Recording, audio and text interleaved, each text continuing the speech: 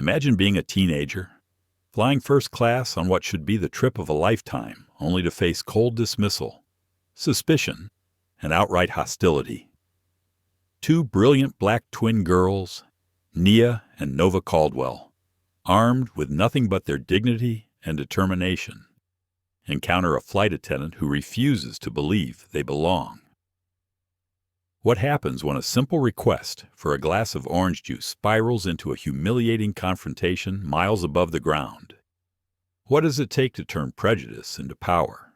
Their father, Elijah Caldwell, a powerful CEO, receives a call from his daughters that will change everything, forcing an entire plane to turn around and grounding Flight 709 before it even leaves the runway. This is not just a story about discrimination. It's about quiet strength, fierce love, and the ripples one family can make against systemic injustice. Who really holds the power at 30,000 feet? How far will someone go to defend their family's dignity? And what does it mean for all of us watching? If you believe in justice, respect, and standing up when it counts, hit that like button, share this story, and subscribe to our channel. Let's dive into this unforgettable journey together. The first time someone glanced at Nia Caldwell like she didn't belong, she let it slide. She was used to it. In debate club, at summer tech camps, at charity galas standing next to her father, Elijah Caldwell, the man behind Caldwell Dynamics, that quiet tilt of the head, the scanning eyes, the momentary pause as if something didn't compute. But that day at Terminal 7 of Larchmont International Airport, it was different, because this time, she wasn't alone. Her twin sister, Nova, had noticed it too. She didn't say a word about it, but Nia could always read her. The way Nova clutched her book tighter and shifted slightly in her seat as they sat down in the first-class lounge.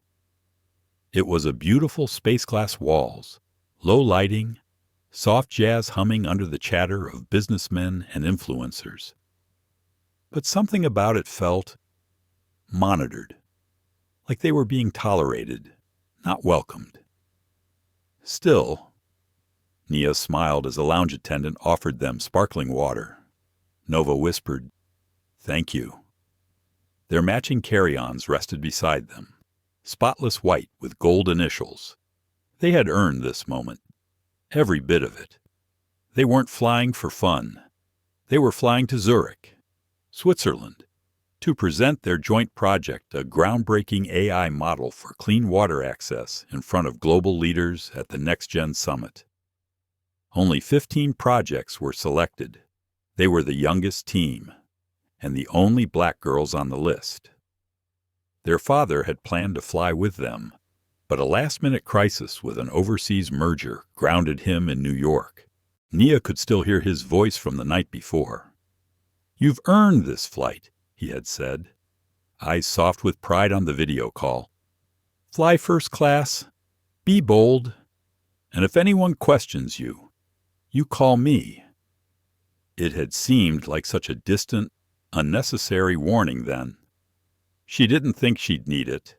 Now, sitting in a lounge where no one looked like them, where even the staff wore smiles that evaporated when passing their seats, she wasn't so sure. Nia turned to Nova, nudging her gently. "You okay?" Nova nodded. "Yeah, just watching." Nia followed her gaze. A middle-aged white woman in a fitted beige pantsuit, diamond earrings. Expensive skin was staring at them from across the room. Her gaze wasn't hostile, just curious, unblinking, clinical, like they were a riddle. Nova looked down and pulled her sleeves over her hands. Nia didn't. Instead, she held eye contact. One heartbeat. Two. The woman finally looked away. A boarding call rang out gently over the lounge speakers. "Now boarding Orion Air Flight 709 to Zurich. First class and priority passengers. Please proceed to Gate B9. The twins rose in unison as they walked toward the gate. The hush of the lounge seemed to follow them. Nia held her head high. She wasn't about to shrink. Nova rolled her carry-on beside her, still holding her well-worn copy of Algorithms for a Better World like a shield. Gate B9 was already lined with business travelers and polished passengers scrolling through phones and murmuring into AirPods. A red carpet unfurled toward the jet bridge, flanked by two sharply dressed gate agents. One smiled when she scanned their digital passes. Seats 1A and 1B, right this way. Enjoy your flight. They stepped onto the plane. The air was cool and perfumed. First class was its own world. 12 fully enclosed suites in champagne gold and slate gray. Soft leather, quilted pillows, windows so large you could see the world curve. And then came her, Claire Denton, flight lead, 40-something. Blonde hair pulled so tightly into a bun it looked like it hurt. Crisp lipstick, eyes that scanned before they smiled. She was waiting by the entrance to first class. "Welcome aboard," she said, tone bright but detached. Her eyes flickered over them, first to their faces, then their boarding passes. A fractional pause, just enough to register. Then she smiled, too tightly. "First class is down this way. Please follow me."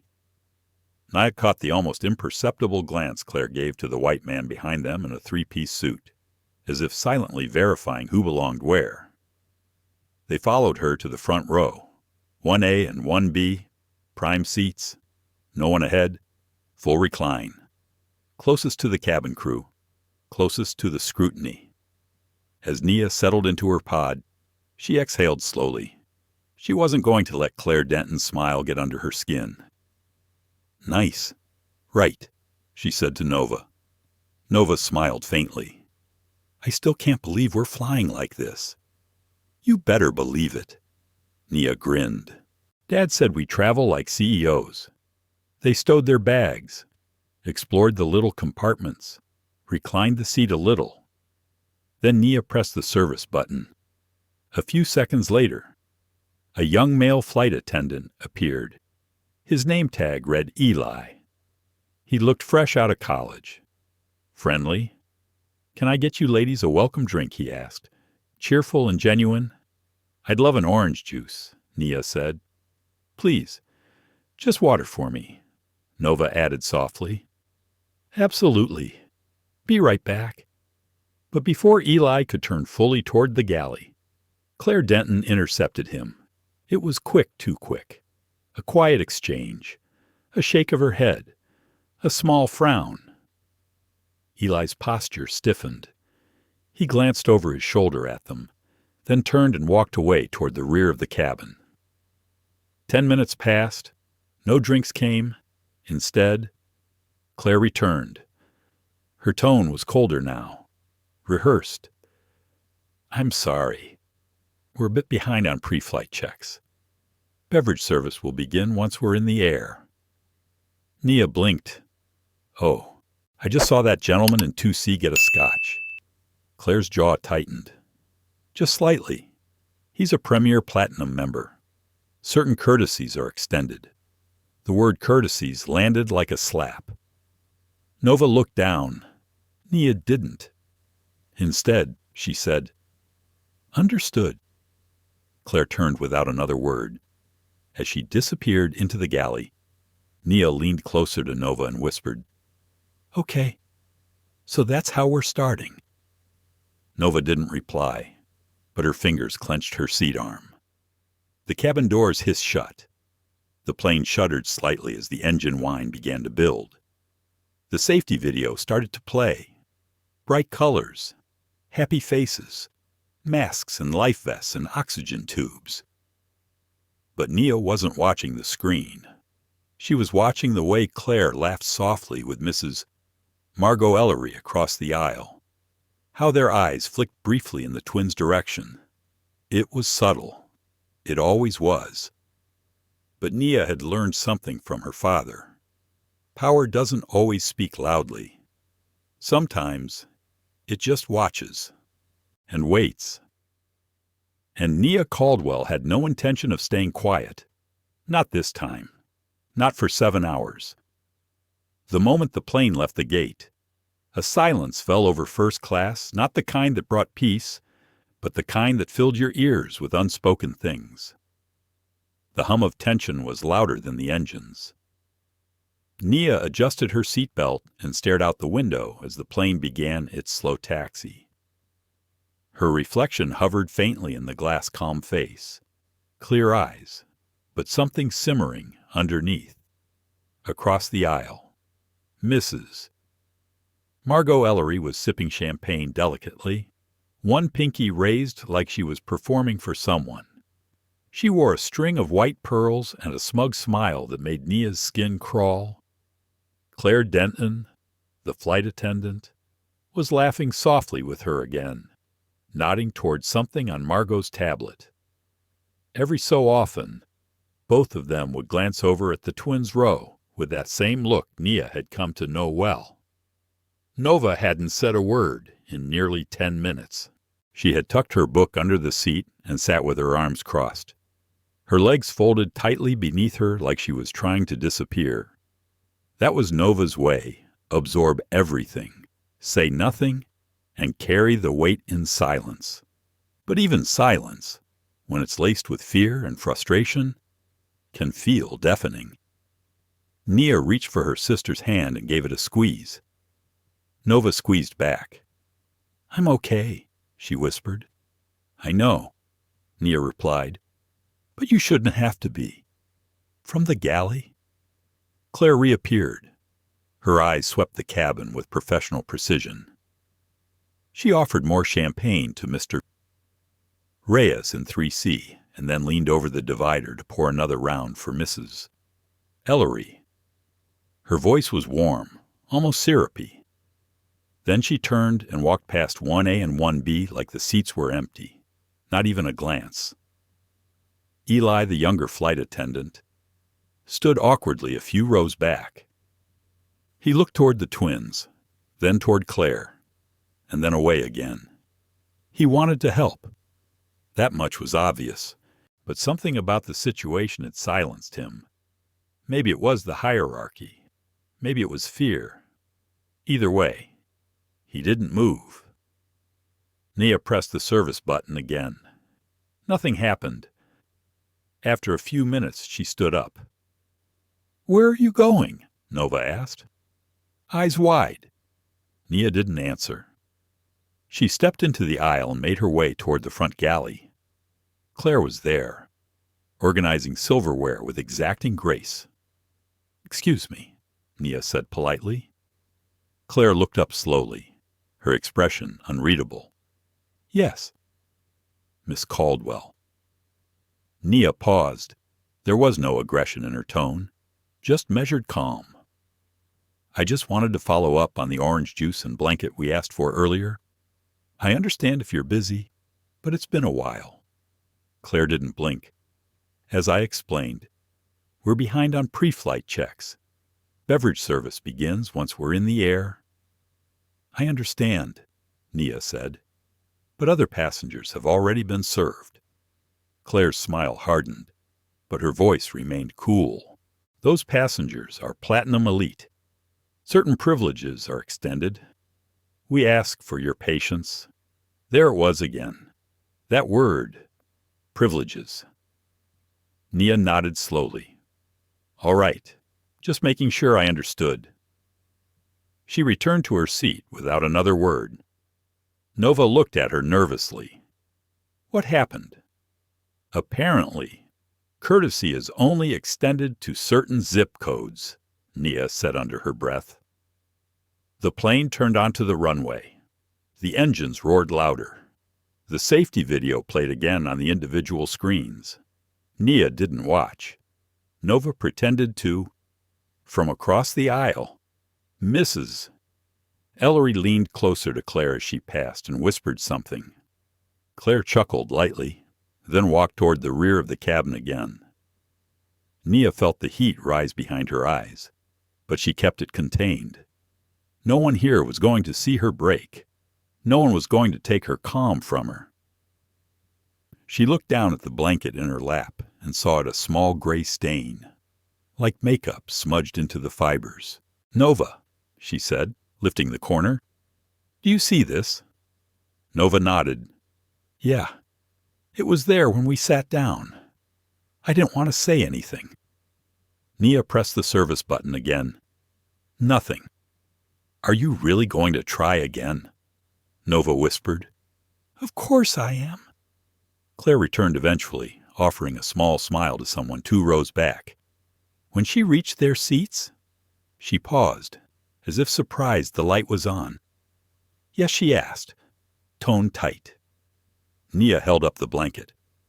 "There's a stain here. Could I get a clean one? Please." Claire took the blanket from her and examined it with dramatic slowness. "This has been sanitized. It's perfectly clean. I understand, but it's stained. We don't have an unlimited supply," Claire snapped. "You'll have to make do." She folded the blanket and placed it back on the ottoman, then turned and walked away. Nova stared at her seatbelt. "Maybe let it go," she said, voice low. Nia didn't reply. The aircraft began its rumbling acceleration down the runway. The cabin shook gently as the nose lifted and the wheels left the earth. They were airborne. The world grew quiet except for the steady hum of altitude. Nia turned to look at the call light above their row. It was off. She hadn't touched it again. She didn't need to. This wasn't about juice. This wasn't about a blanket. It was about message. It was about exclusion so quiet and careful it couldn't be quoted. But everyone in first class had heard it. "You don't belong here." Nia leaned her head against the sidewall and let out a slow breath. She thought about the thousands of times she'd been told to work harder, be better, smile more, to never cause trouble, to never appear angry, to be graceful even when people weaponized their own assumptions. Her father had taught her to never accept disrespect dressed as policy. Nova had always said not every fight was worth starting, but Nia had started to think that this one might be. Nova shifted beside her. "Are you really going to push it?" Nia looked out the window at the clouds. "This isn't pushing. This is standing." She turned back to her sister. "You don't have to do anything. I know you hate this stuff." "I don't hate it," Nova said softly. I wish it wasn't necessary." Nia smiled faintly. "Yeah, me too." They didn't speak for a while. From her pod, Mrs. Ellery raised her champagne flute again and made eye contact with Claire as she passed. Claire smiled warmly and poured her another glass without asking. It was choreographed, intimate. Nia leaned forward and pressed the call button again. She wasn't going to make do. She wasn't going to shrink. And if they forced her hand, they'd find out exactly what it meant to deny service at 30,000 feet to the wrong 2 girls. The flight had settled into its rhythm. Cabin lights dimmed. Engines purred. Passengers reclined into comfort, wrapped in soft blankets, cradling glasses of wine and whispers of power. But for Nia and Nova Caldwell in seats 1A and 1B, comfort hadn't arrived. They hadn't been served a drink. Their blanket request had been dismissed. Their service button had been ignored 3 times. And now Claire Denton walked past them again, smiling brightly at a gentleman in 2D, adjusting his pillow and offering him a warm towel. Nova shifted beside Nia and whispered, "Maybe she just forgot. Maybe this isn't about us." Nia glanced sideways. Not angry, just tired. You saw her serve him a second drink and fluff his pillow. She didn't forget. Nova looked down. Her hands were in her lap, fingers twisting the edge of the book she hadn't touched since takeoff. "I just don't want to cause a scene," she murmured. You're not causing anything, Nia said gently. You asked for water. Nova nodded slowly. But her shoulders were tight, like she was trying to make herself smaller in the plush cocoon of her seat. Claire returned to the galley once more, offering smiles like they were rationed for everyone but rows 1A and 1B. Across the aisle, Margot Ellery had now removed her shoes and was comfortably tucked into her seat, sipping something amber from a glass tumbler. She laughed at something on her phone, then looked up and met Nia's eyes just for a moment. It wasn't a cruel look, not overt. It was a look of amusement, of casual dismissal. The kind of look you give when you're confident the world agrees with you. And that was when Nia noticed it. On the edge of her blanket, folded at her side, was the same faint stain from earlier, a grayish blur, like a smudge of lipstick or foundation. She had mentioned it once. She hadn't pushed. But now, staring at it again, something shifted in her chest. It wasn't the stain that bothered her. It was the idea that someone, somewhere in the crew chain, had seen it and decided it was good enough for her. She leaned forward and pressed the call button. A soft chime. This time, Claire came directly. Nia held the blanket up gently. I asked earlier, but I'm asking again. There's a visible stain here. Could I have a different one? Please, Claire didn't touch the blanket. She simply looked at it, then at Nia. Her expression didn't change. Our blankets are pre-packaged and sanitized. That mark is superficial. Nia smiled politely. I understand, but I'd still like a clean one. We don't have an unlimited supply. I'm not asking for unlimited, just one that hasn't been worn by someone else. Claire's voice lost even the pretense of warmth. You'll have to make do. She turned and walked away. Nova didn't say anything, but her eyes welled. Nia looked at her, the weight of it all pressing into her chest, the juice, the water, the blanket, the way they were being treated like outliers, like glitches in the first-class algorithm. Nova wiped her eyes quietly. I'm sorry, she whispered. Nia shook her head. You don't owe anyone an apology. I should have said something sooner. When you pressed the button the first time, you shouldn't have to fight to be treated like a person. She leaned closer. But I'm done whispering. Nova gave her a look. Familiar. Concerned. You're not going to yell, are you? Nia laughed softly, though her voice was steady. No, I'm going to be very calm. That's what makes them nervous. Claire returned a moment later, delivering dessert to Mrs. Ellery, a tiny tart and a hot espresso, served with silver tongs. As she passed their row, Nia sat up and said clearly, Excuse me. Claire didn't stop. Nia unbuckled her belt and stood. Excuse me, she said again. Claire turned sharply. You need to be seated. Miss Caldwell. I will, Nia said evenly. Right after you explain why my sister and I are the only ones in this cabin being ignored. The entire first-class section went still. Mr. Reyes in 3C lowered his newspaper. Mrs. Ellery shifted slightly in her seat, her eyes glittering with interest. Claire blinked once, but her face remained composed. I've already explained. We're following standard procedure. You gave the man behind me a drink. You brought that woman a pastry. My sister asked for water. I asked for a blanket. Both were denied. Claire's jaw tightened. There is no targeted mistreatment here. You are imagining things. Nia nodded slowly. That's your story. Claire's nostrils flared. You're disrupting the cabin. I suggest you sit down. I'm not raising my voice. I haven't left my assigned seat. I'm asking a question. Nia took one step forward. Is it our age? She paused. Or something else? Claire opened her mouth. But before she could speak, Mrs.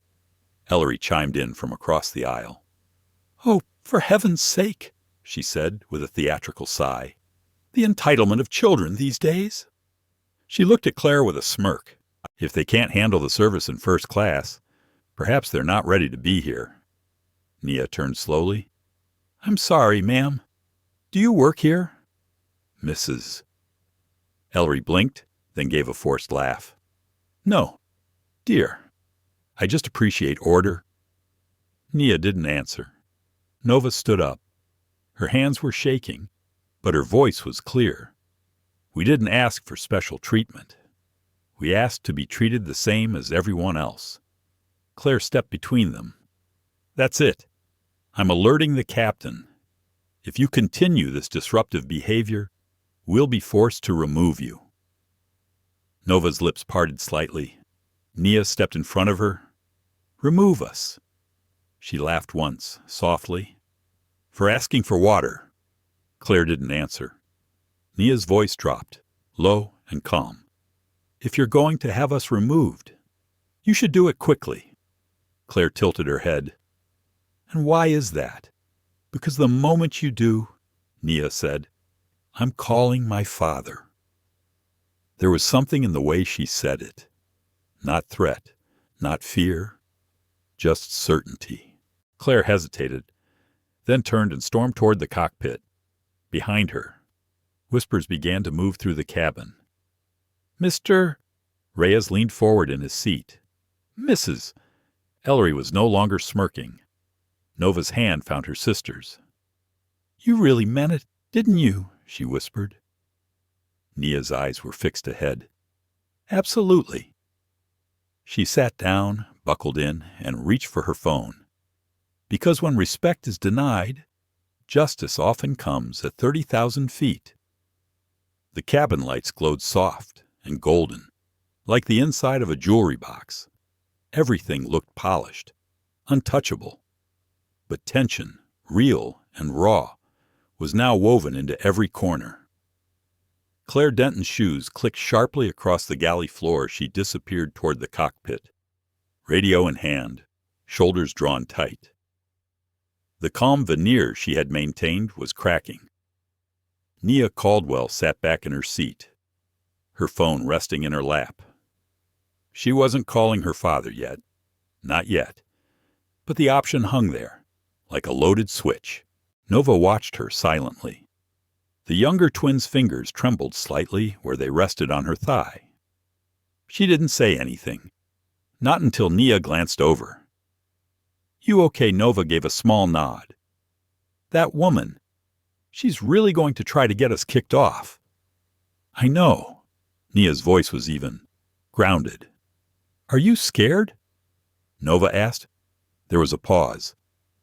Nia breathed in through her nose, held it, then let it out slowly.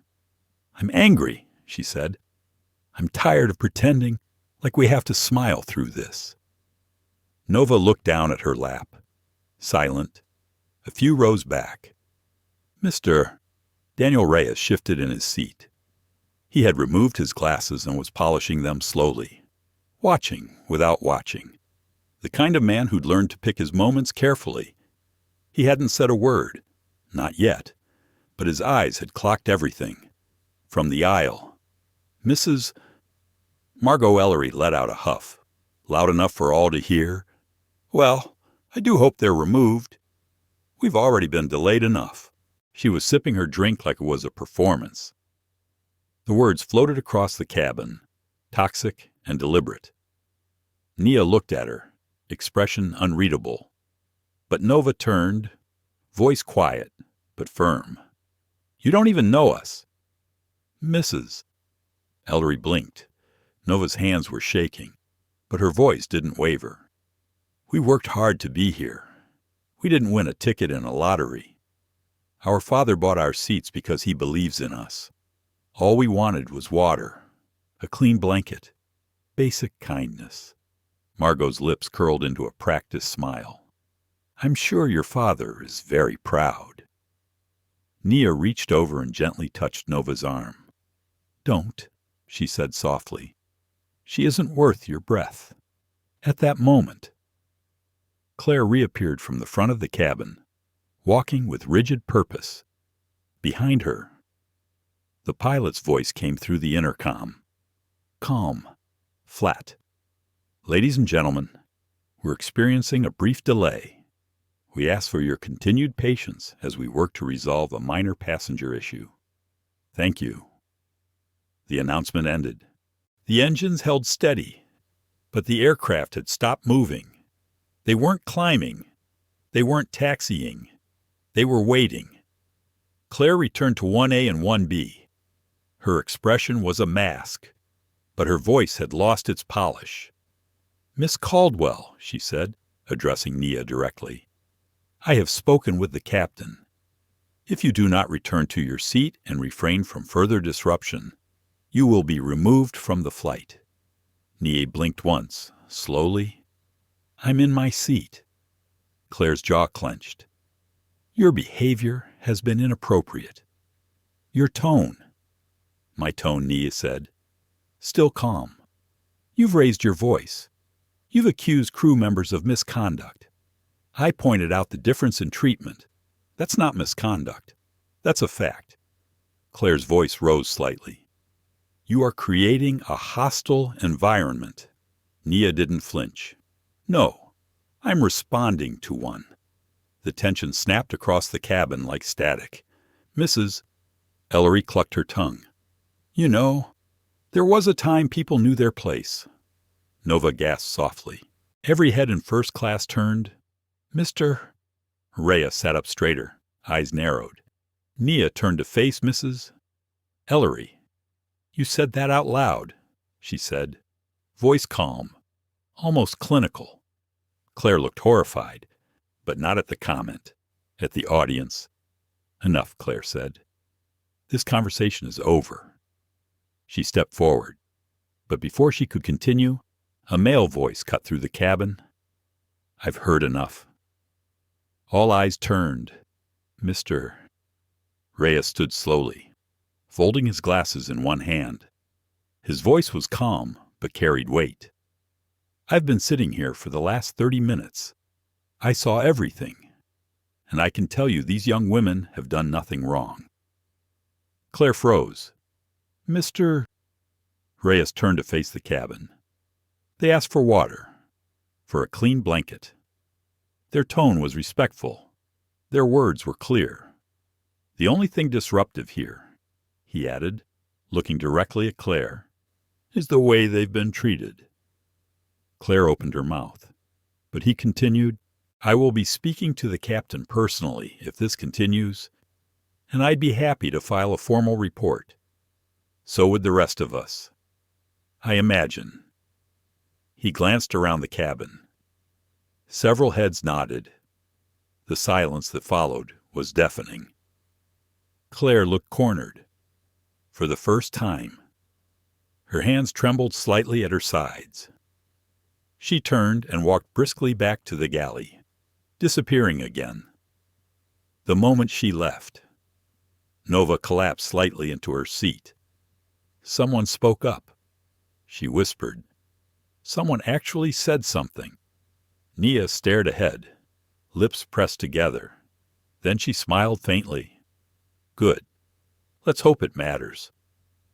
Another 10 minutes passed. No movement. The plane sat on the tarmac, wheels idle, engines low and holding. Nia glanced at the seatback screen. Estimated departure time had changed. Delayed. Again. And then the intercom crackled to life. Ladies and gentlemen, this is your captain speaking. We apologize for the delay. Due to a developing situation, we will be returning to the gate for further review. There was a pause. Please remain seated while we reposition.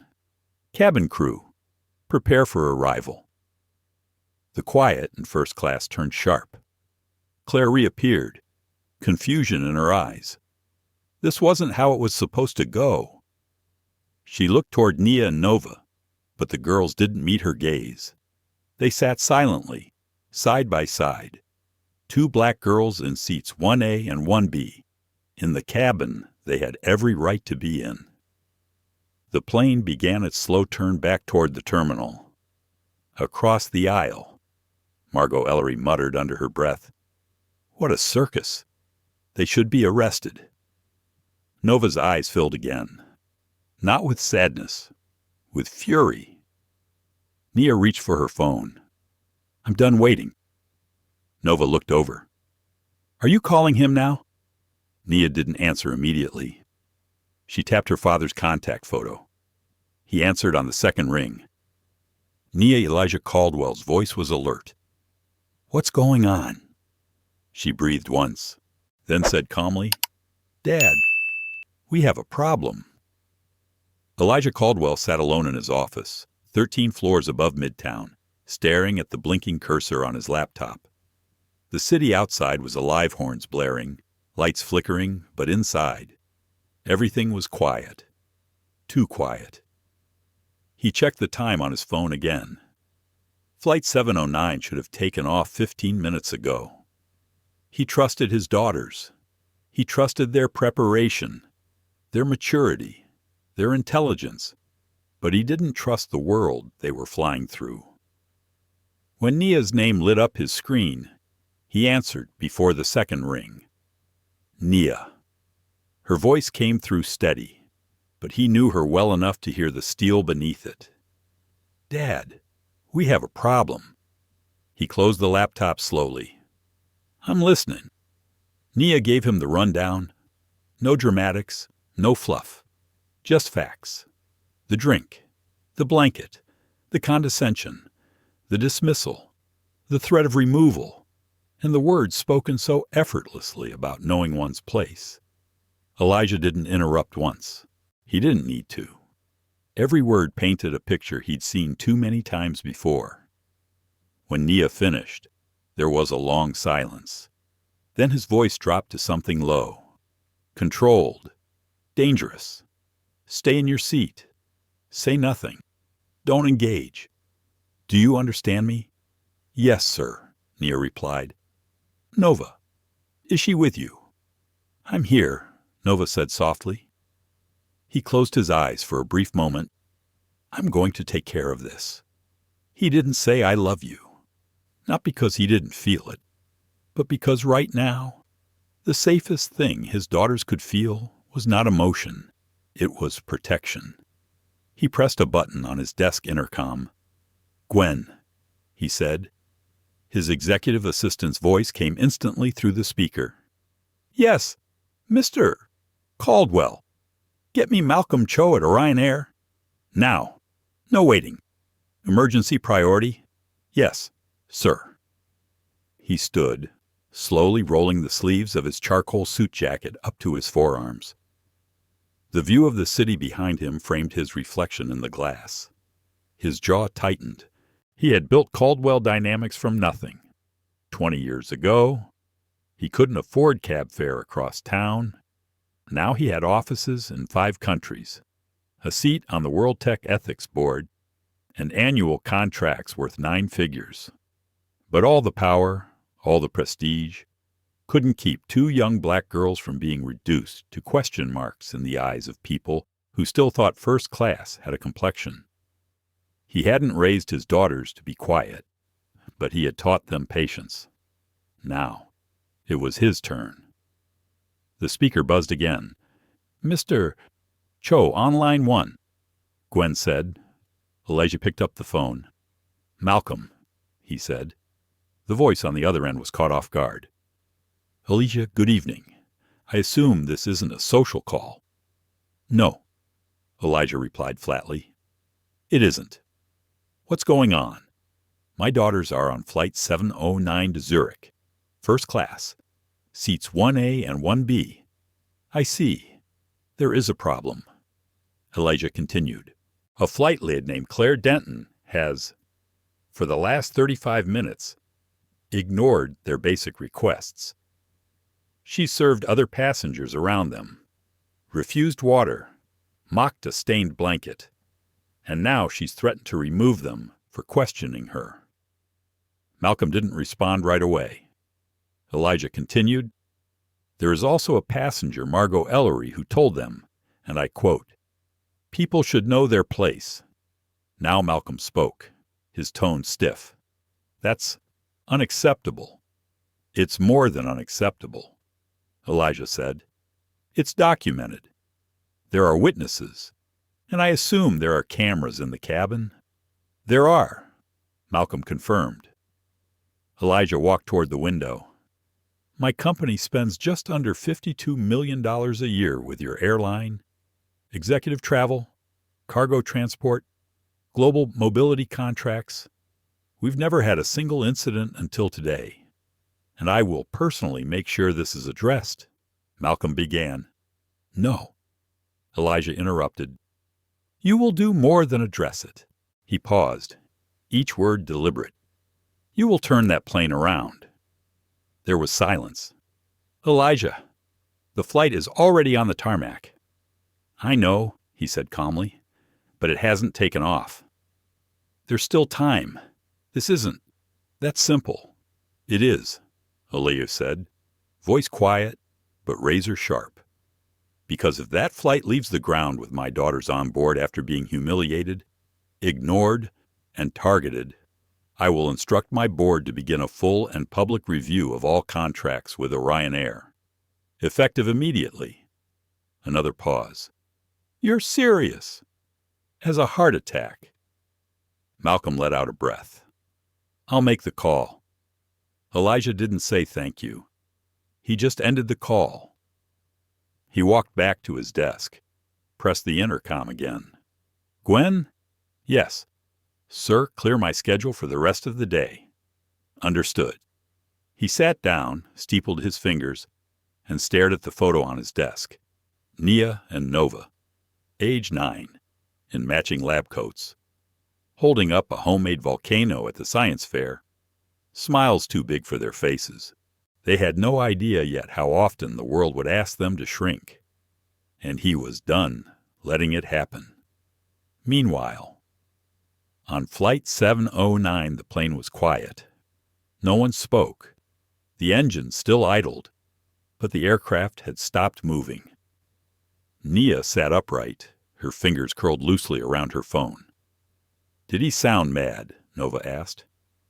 Nia shook her head. "No. Worse." "What's worse than mad?" He sounded focused. Just then, the pitch of the engines changed. The rumble shifted downward. The plane wasn't accelerating. It was turning. Passengers looked around, puzzled. Whispers began. The view from the windows confirmed it. They weren't heading toward the runway anymore. They were going back. Claire Denton reemerged from the cockpit, eyes narrowed. Her confident stride had turned tight and clipped. She wasn't in control anymore, and she knew it. "Mrs." Ellery sat upright, confused. "What's happening?" she asked. No one answered, but Nia and Nova sat quietly, waiting.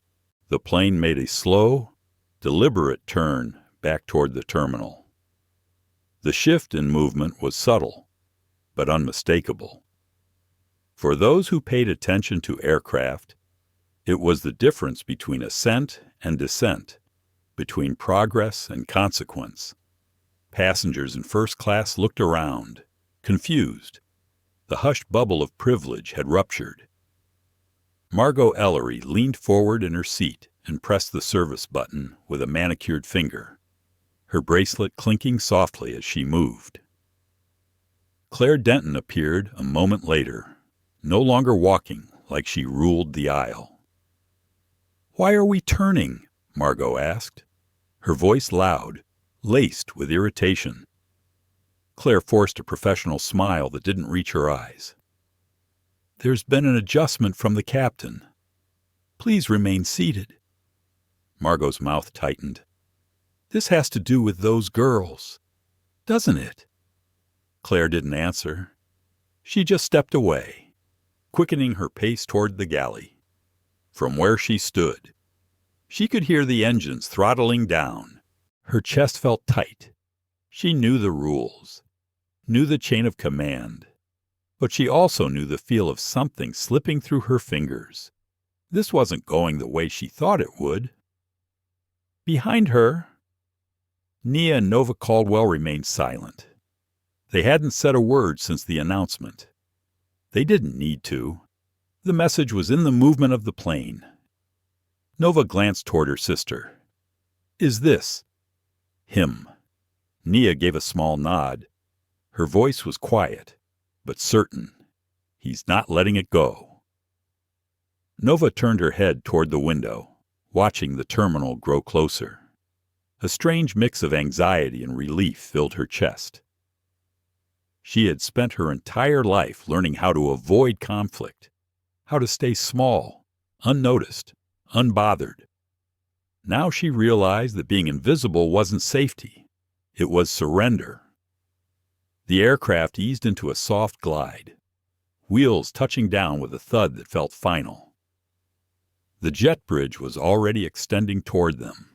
A ripple of whispers spread from economy to business, then forward. Some passengers checked their phones. Others looked to the front, expecting answers that never came. Then the captain's voice returned. "Ladies and gentlemen, thank you for your patience. Due to an issue that requires in-person attention from our ground operations team, we have returned to Gate C-14. Please remain seated until further instructions." The intercom clicked off. A heartbeat passed, then another, and then the door opened. But it wasn't a smiling gate agent who appeared. It was a man in a dark suit, early 50s. No smile. He moved with urgency, flanked by 2 security officers in airport uniforms. Behind them came a second man sweating, pale, and clearly not accustomed to moving quickly. His tie was loosened, his brow damp. He clutched a phone in one hand and a folder in the other. That man was blackceo. He paused just inside the cabin and scanned the aisle. His eyes landed on Nia and Nova Caldwell. He exhaled slowly and stepped forward.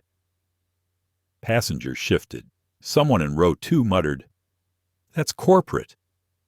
Claire Denton appeared from the galley and immediately stiffened. "Mr. Cho," she said, smiling nervously. "This is all a misunderstanding. I've already briefed the captain." Malcolm raised a hand, stopping her mid-sentence. "I'm not here to hear your version," he said. His voice was quiet, but absolute. "I'm here to fix a mistake." He turned and walked to the front row. Then, in full view of everyone in first class, he crouched down slightly so he was eye level with the twins. Miss Caldwell," he said.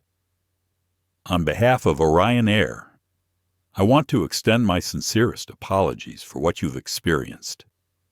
Nia blinked. Nova sat frozen, unsure whether to respond or breathe. "We are deeply sorry," he continued, his voice steady. "You deserved better than what happened on this flight." Nia gave a small nod. "Thank you." Then Malcolm stood. He turned back to Claire Denton. "You are relieved of duty effective immediately. Gather your belongings and exit the aircraft." Claire's mouth dropped open. "Excuse me. You're being removed from this flight. HR will be waiting for you at the terminal. This is non-negotiable." Claire glanced around the cabin, looking for support. She found none. The passengers who had once smiled at her were now staring through her. She turned toward Margot Ellery, who raised her eyebrows but said nothing. Claire's face crumbled. She swallowed hard, then turned and moved to the crew storage, her hands shaking as she retrieved her small roller bag. As she wheeled it back up the aisle, she paused beside Nia. Her lips moved, but no words came. Nia looked up at her calmly. Then Claire kept walking. The security officers followed behind. Silence hung heavy in the air, until it was broken by a slow clap. From seat 3C, Daniel Reyes clapped once, then twice. Others didn't join in, but they didn't stop him either. Malcolm turned next to Margot Ellery. "Ma'am, we also need to ask you to deplane." Her face turned red. "What, I'm not a staff member. I'm a passenger. I've done nothing wrong. You made racially charged comments toward other passengers. That violates our code of conduct. My husband is George Ellery," she hissed. "He sits on the board of Haven Tech Global. Do you know what that means?" "I do," Malcolm replied. "And I'm sure he'll understand why we couldn't ignore what happened here." "You'll regret this," she spat. "No," Malcolm said. "You will." The officers gestured gently. Margot stood, grabbing her designer handbag with stiff fingers, and stalked up the aisle. When the door closed again, the cabin let out a collective breath. Nia looked at Nova. Still scared, Nova nodded. "Yeah, but also kind of proud." Nia smiled. "For both of us." The overhead speaker crackled. "Ladies and gentlemen, thank you again for your patience. We are now cleared for departure. Cabin crew, prepare for takeoff." And with that, Flight 709 turned back toward the runway. But this time, everything felt different. Because this time, they weren't alone. The moment the cabin door clicked shut behind Claire Denton and Margot Ellery, the silence inside first class became something new. Not the brittle quiet of tension, but the stunned quiet of recalibration. Every passenger was reprocessing what they'd just seen. It wasn't every day you watched a plane reverse course for two teenage girls. It wasn't every day you witnessed consequences unfold in real time. Flight 709 hadn't moved yet, but inside the cabin, the narrative had already shifted.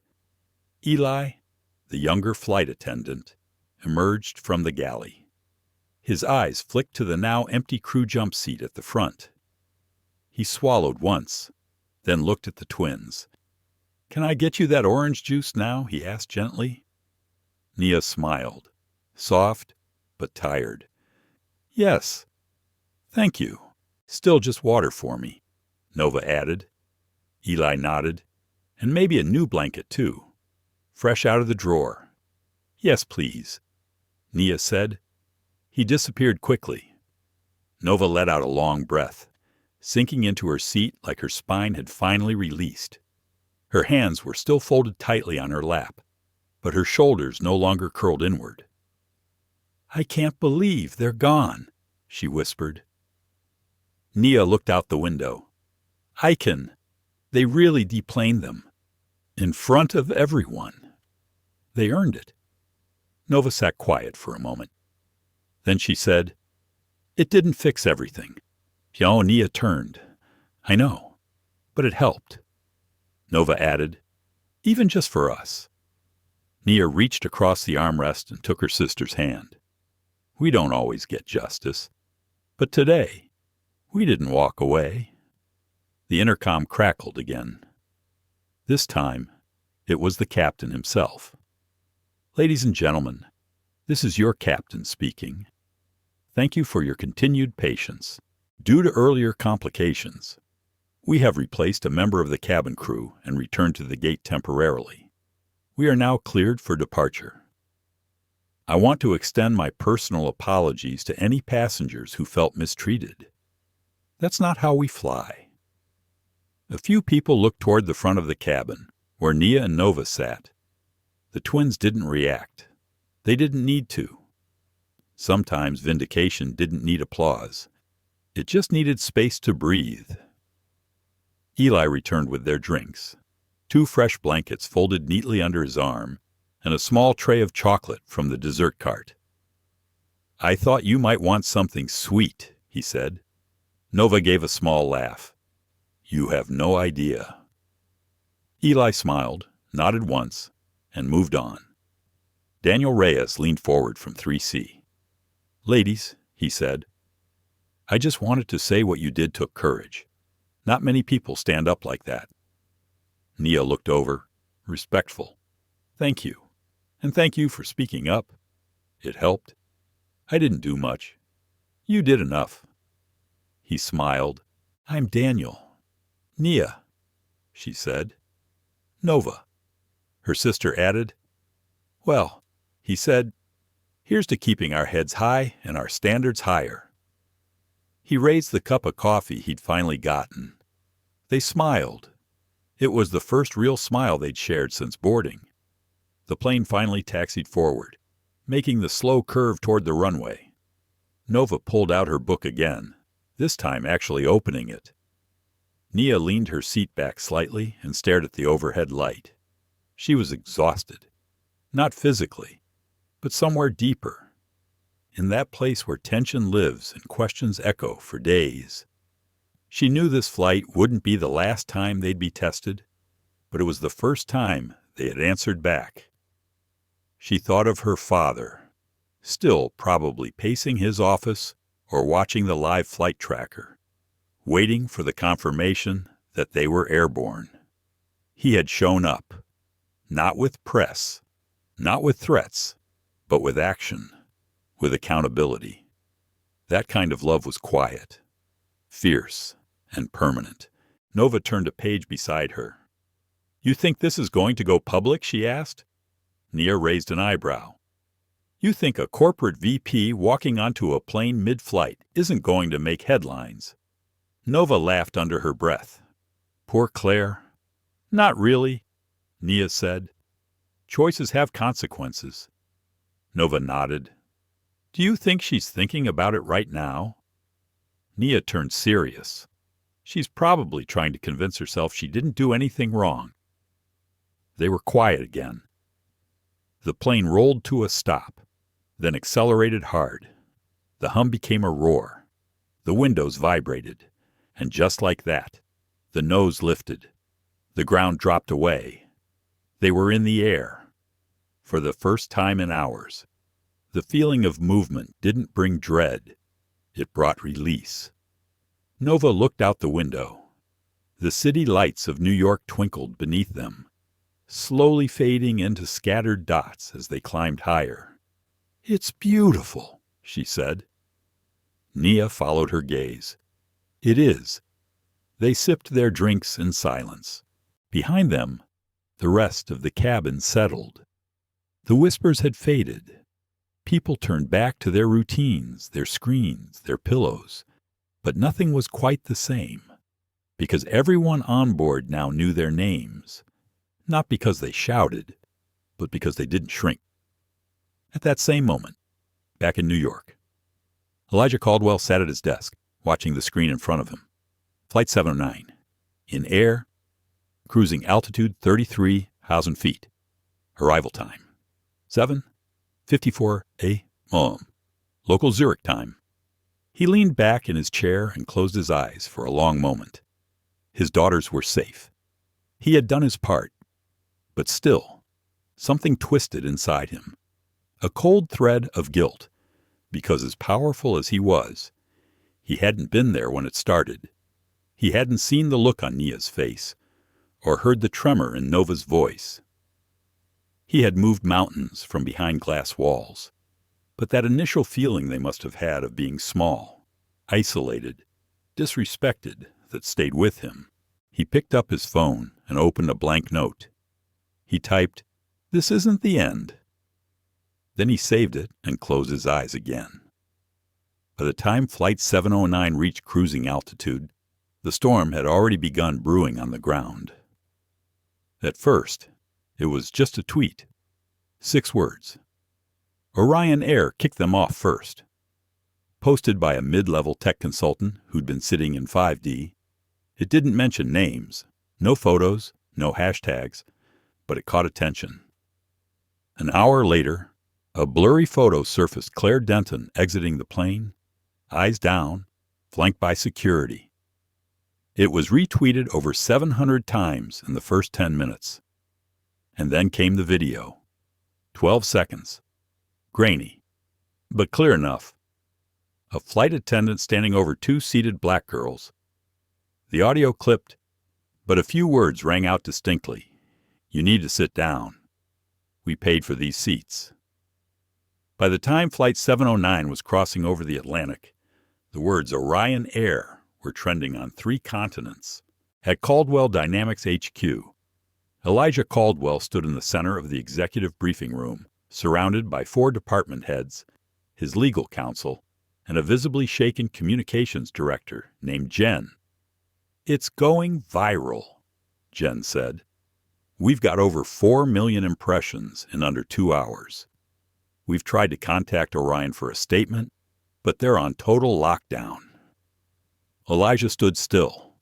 His jaw was tight, hands folded in front of him. "Has anyone confirmed who leaked the video?"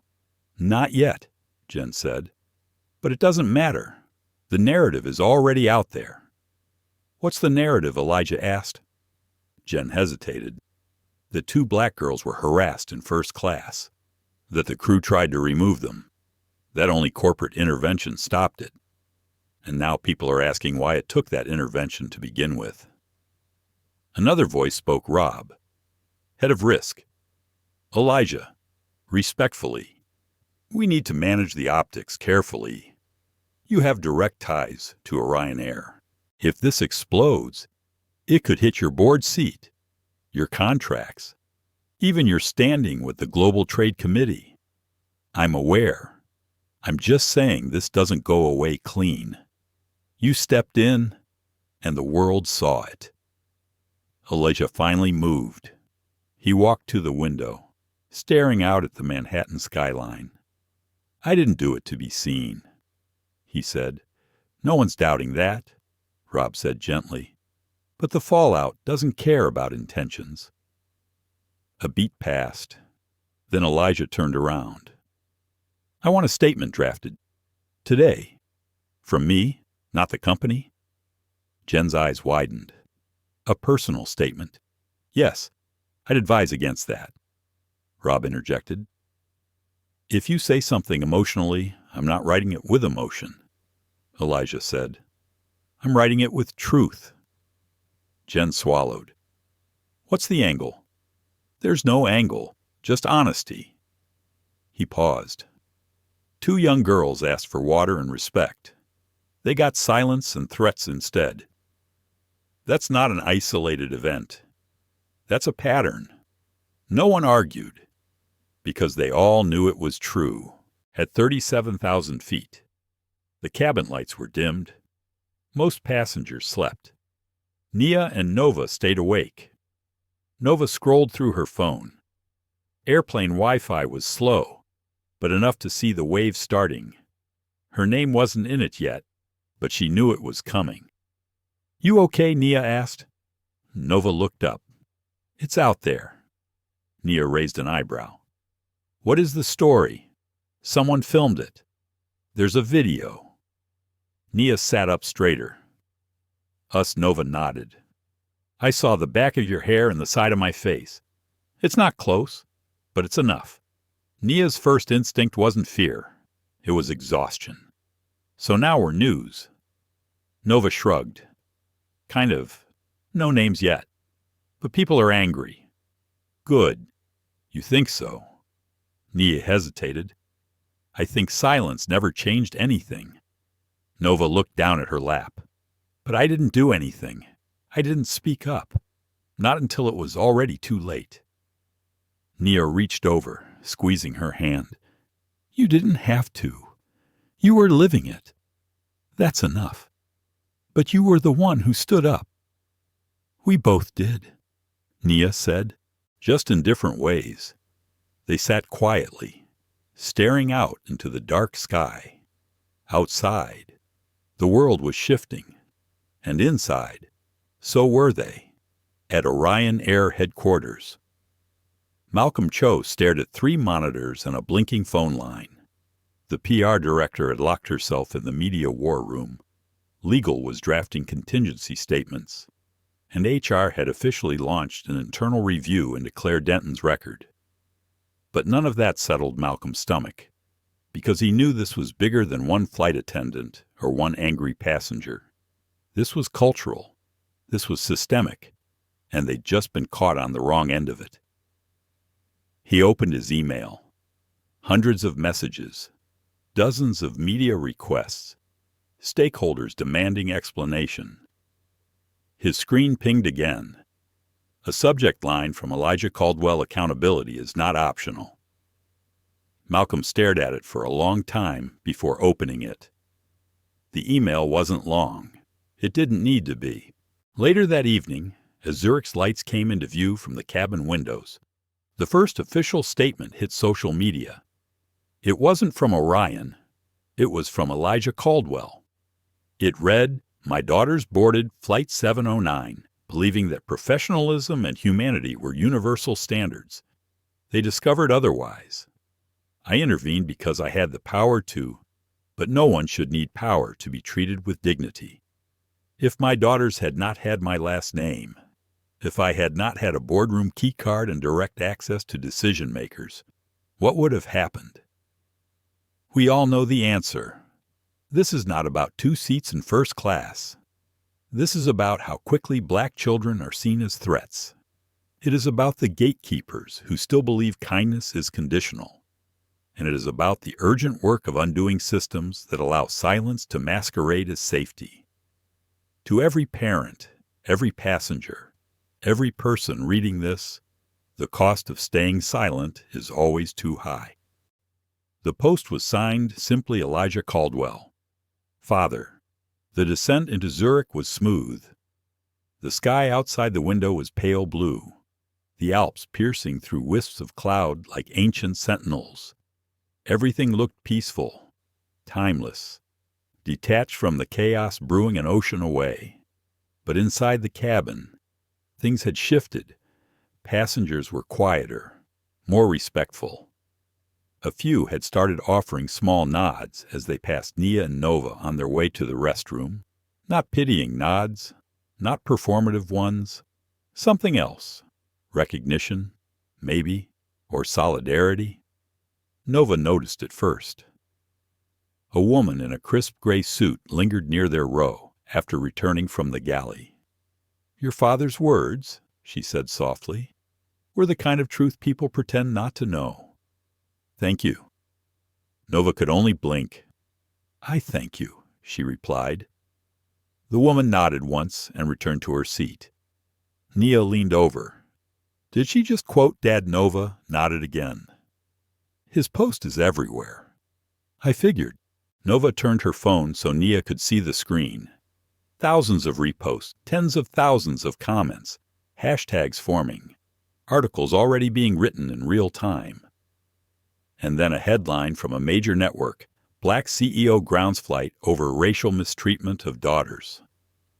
The words felt too big, too sharp, as if the entire story had been squeezed into a sentence that missed what actually mattered. "It's not about grounding a flight," Nova murmured. Nia looked at her.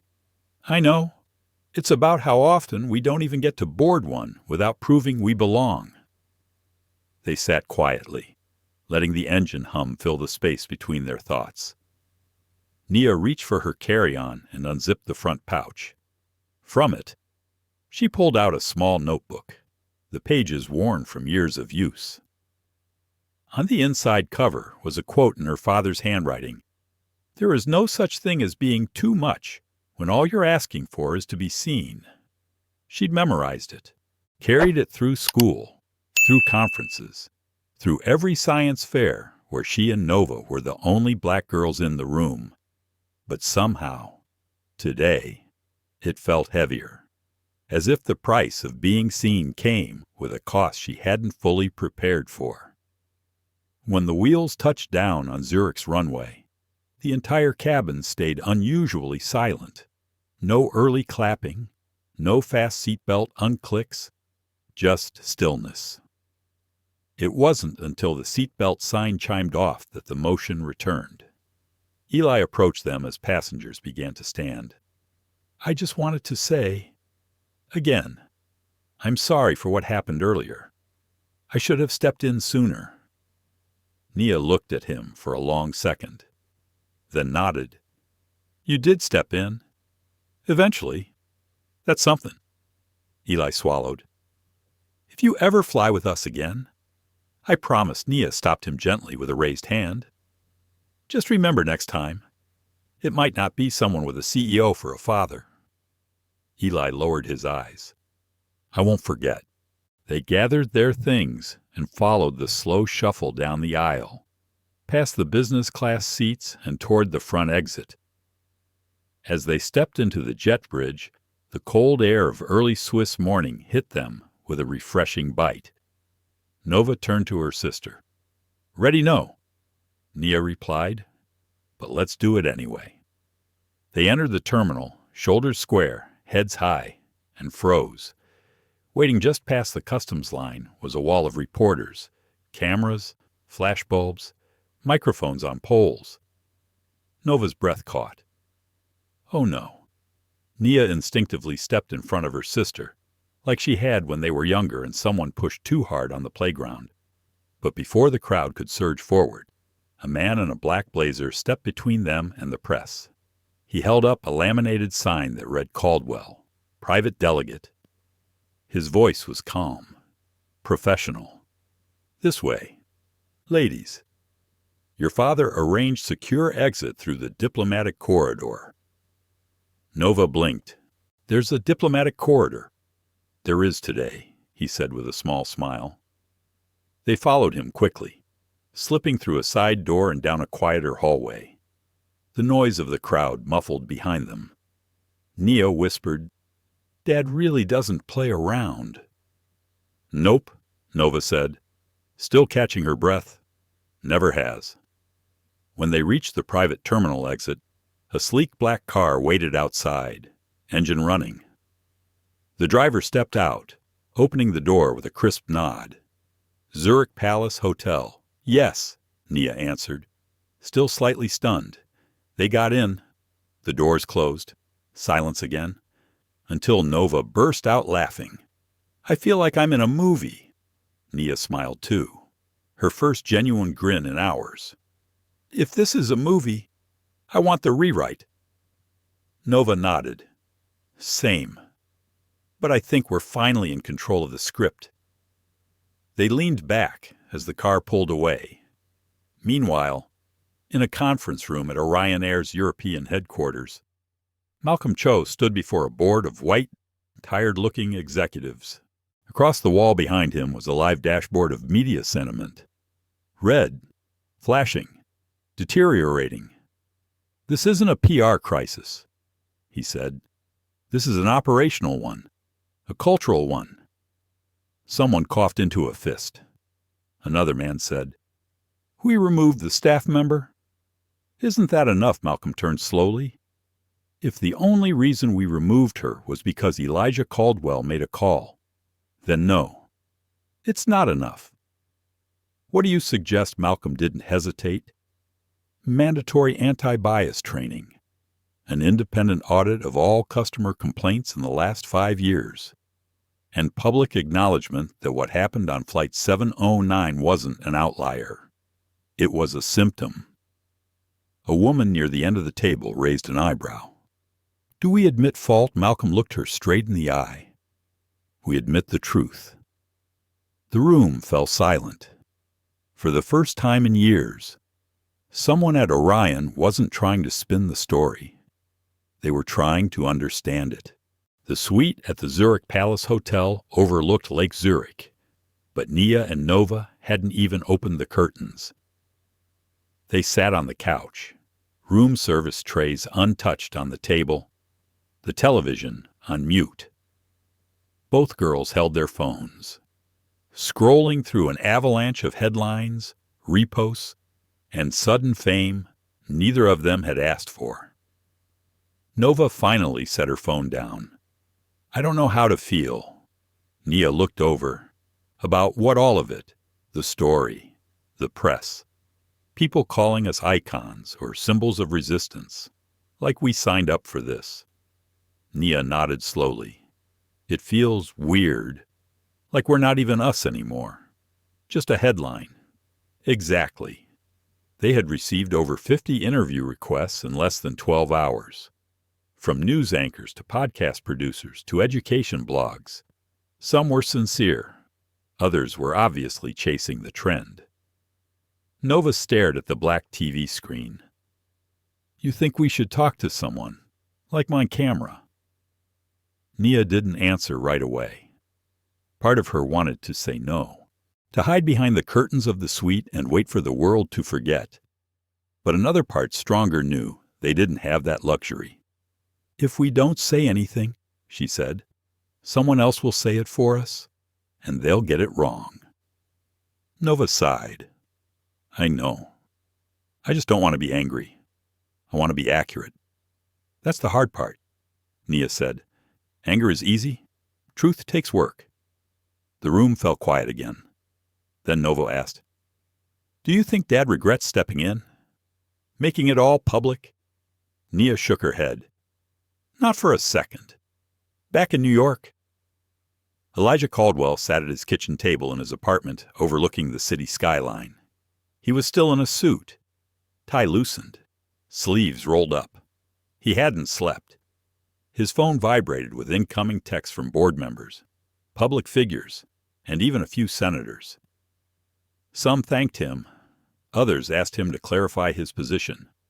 A few tried to caution him, but none of them knew what it felt like to see your children dragged into someone else's prejudice at 30,000 feet.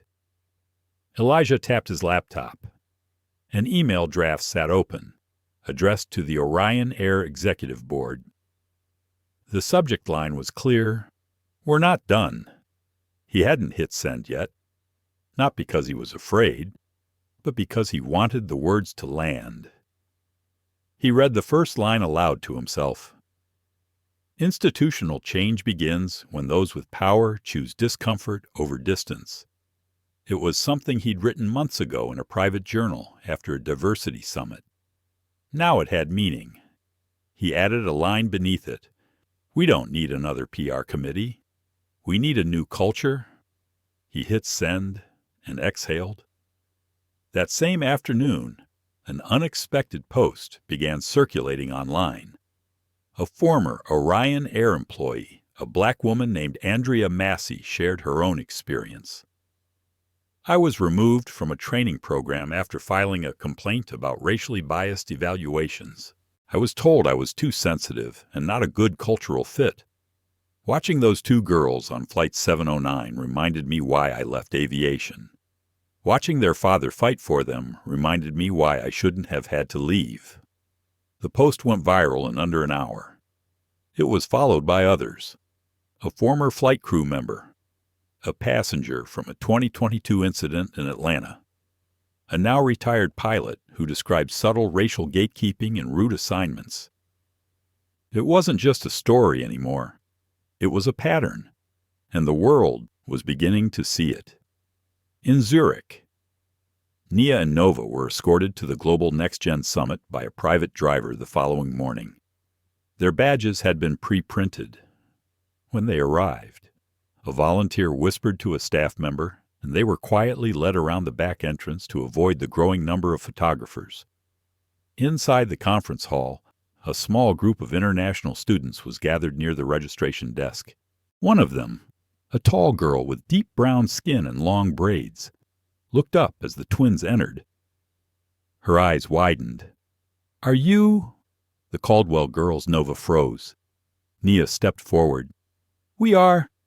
The girl smiled. "I saw what happened. My mom showed me the video. Said, 'That's how you carry yourself when the world forgets who you are.'" Nia smiled, but it didn't quite reach her eyes. "It's been a lot." "I bet," the girl said. "Still, you reminded me that it's okay to take up space, even when people think you don't belong there." Nova swallowed the lump in her throat. "Thanks," she said. "I'm Zara," the girl added. "Nova," she replied. "Nia." They shook hands, and something shifted in the air between them. Not fame, not fandom, just shared experience. The quiet knowing between young women who've had to navigate a world that doesn't always make room for them. Later that night, back at the hotel, Nia sat by the window watching the soft lights of the city below. Her notebook was open in her lap again. The same quote stared back at her. There is no such thing as being too much when all you're asking for is to be seen. She finally added a line underneath it. Being seen is only the beginning. Now we have to decide what we'll do with it. Behind her, Nova was curled up on the bed, scrolling through messages. She looked up. Hey. Yeah, there's a middle school in Chicago. They had all their students write letters today. About justice. A teacher tagged us in the post. Nia turned, surprised. What kind of letters? Letters they'd want to give a flight attendant if they saw something wrong. Letters they'd write if they were scared, but wanted to speak up. Nova paused, her voice low. They wrote them because of us. Nia swallowed hard. She didn't speak. Didn't need to. Some things didn't require answers. Only silence and gratitude. The quiet hum of the engine was a constant companion as Flight 709 carved its way across the Atlantic. Outside, the endless expanse of clouds stretched toward the horizon like an ocean of possibility. Inside, Nia Caldwell stared out the window, her thoughts tumbling like the restless waves beneath. Beside her, Nova flipped through the pages of a worn journal, her fingers tracing the lines of words she had written late into the night.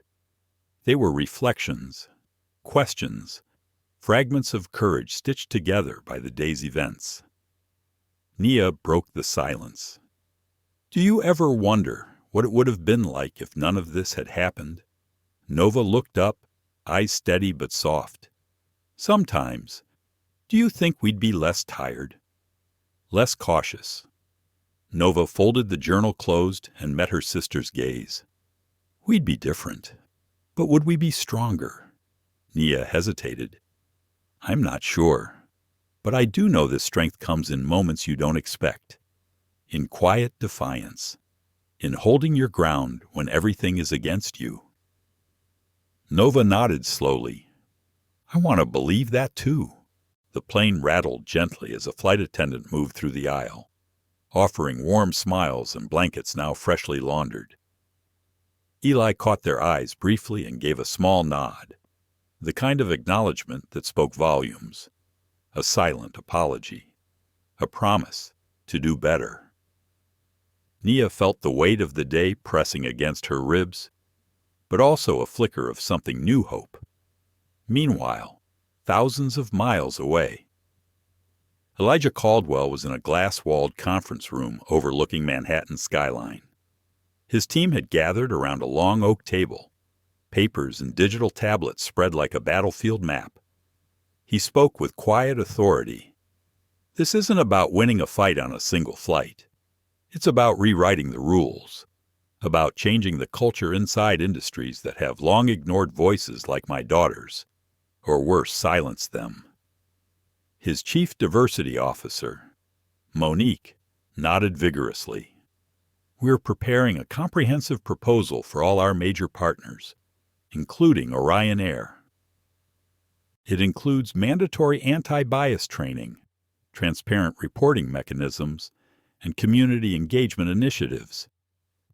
Elijah folded his hands. And the board.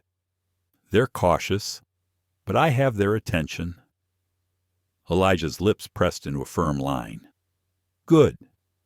Because this moment isn't just a headline. It's a turning point. Back on the plane, Nova turned to Nia. Do you think people will remember us after this? Nia smiled gently. Some will, some won't.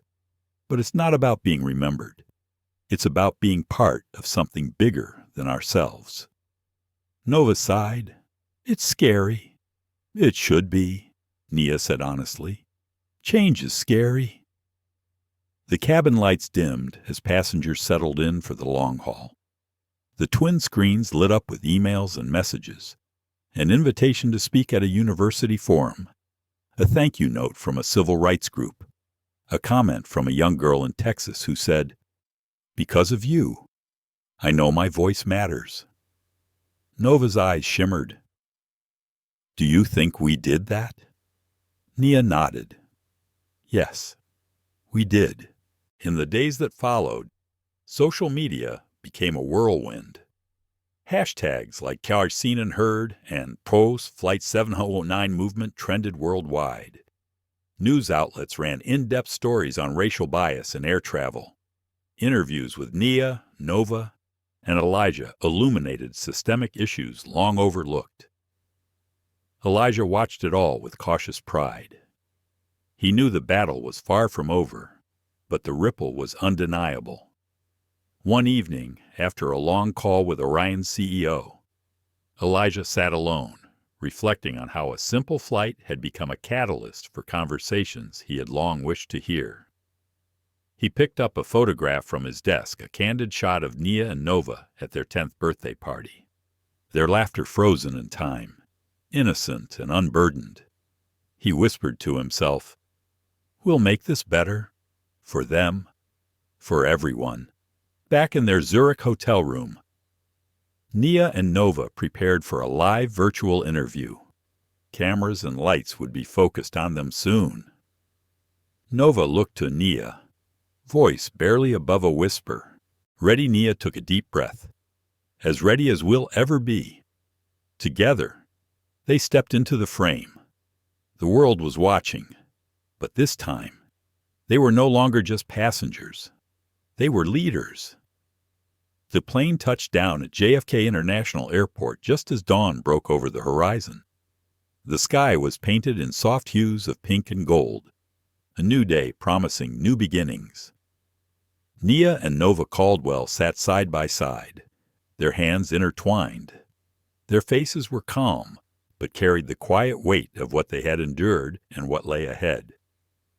As the cabin lights brightened and passengers stirred, the twins felt a deep sense of completion, not of an ending, but of a journey, one that had started with an orange juice request and ended with a movement that would ripple far beyond the confines of Flight 709. The jet bridge extended, and the door opened to a gentle swell of morning air.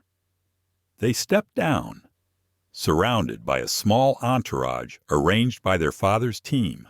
Press were kept at bay behind barriers, but the faint murmur of cameras and whispers was unmistakable. Nia breathed deeply. We made it. Nova nodded, her eyes scanning the faces waiting for them. Friends, family, advocates, strangers turned allies. Their father, Elijah Caldwell, stepped forward, arms open. His smile was wide, proud, but tempered by the knowledge of battles still to fight. He pulled them into a firm embrace. You were both incredible. Nia looked up at him. We couldn't have done it without you. Elijah shook his head gently. No, you did all the hard work. In the days that followed, the Caldwell family became a symbol not just of struggle, but of hope and transformation. Elijah's public statement sparked real change. Orion Air announced a comprehensive overhaul of its policies, including mandatory anti-bias training and a new independent review board. Other airlines followed suit. Industry leaders began conversations that had long been overdue. But for Nia and Nova, the change was deeply personal. They returned to school, to their studies, to the life they had fought so hard to defend. Yet nothing was quite the same. They were seen now not just as brilliant students, but as voices for a generation that refused to be silenced. One afternoon, months later, Nia sat in her dorm room at MIT, surrounded by textbooks and notes. Her phone buzzed with a message. It was from Zara, the girl they had met in Zurich. We're starting a club, Advocates for Equity in STEM. Would love for you and Nova to join. Nia smiled.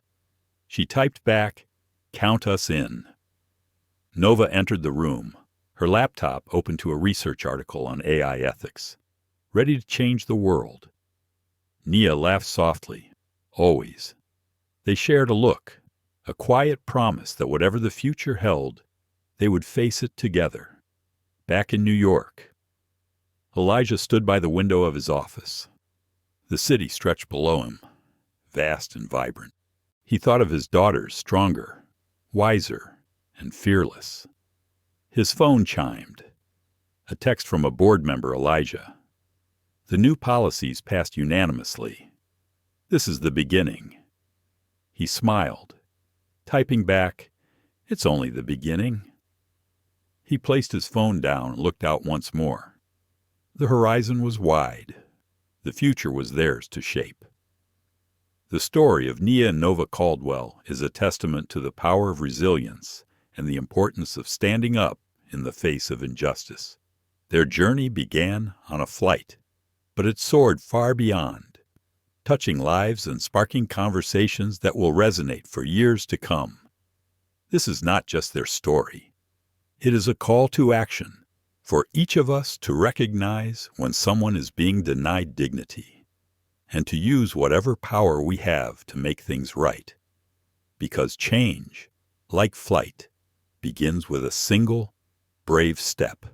This story of Nia and Nova Caldwell reminds us all that discrimination is not just an isolated moment. It's a wound that cuts deep, often hidden in plain sight. But it also shows us the unbreakable power of love, courage, and standing up for what's right, even when the odds feel impossible. The twins' journey from whispered prejudice to loud justice is a call for all of us to recognize and confront the subtle and not-so-subtle biases that persist every day. It's a reminder that dignity is not a privilege, it is a right. And sometimes, change begins with the smallest act, a phone call, a question, a refusal to stay silent. We hope this story moves you to reflect, to act, and to join the fight against injustice wherever you see it. If this story touched your heart, please give it a thumbs up, share it with someone who needs to hear it, and subscribe to our channel for more powerful stories of courage, justice, and transformation. Together, we can be the change we want to see. Thank you for watching. We'll see you in the next story.